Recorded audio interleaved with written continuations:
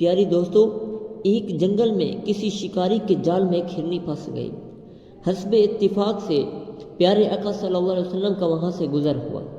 تو پیارے آقا صلی اللہ علیہ وسلم کا جب گزر ہوا تو ہرنی نے آپ کو دیکھا اور زور سے پکارنے لگی۔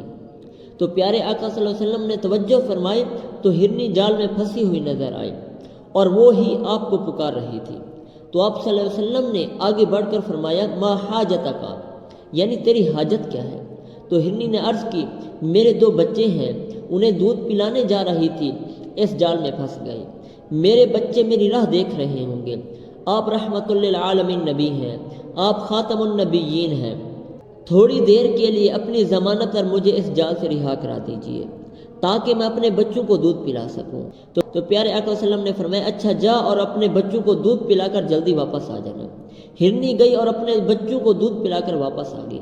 شکاری یہ ماجرا دیکھ رہا ہے اور حیران ہو گیا، کیونکہ جانور جب جال سے چھوٹتا ہے تو پھر کبھی اس راستے پہ بھی نہیں آتا، مگر وہ ہرنی حسب وعدہ واپس آ گئی۔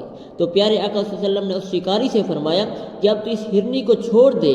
شکاری نے ہرنی کو چھوڑا تو جب وہ آزاد ہوئی، بڑی مسرت میں اچھلتی کودتی یہ کہہ رہی تھی اشہد ان لا الہ الا اللہ واشہد انک رسول اللہ، میں گواہی دیتی ہوں اللہ کے علاوہ کوئی معبود نہیں اور آپ اللہ تبارک و تعالیٰ کے رسول ہیں۔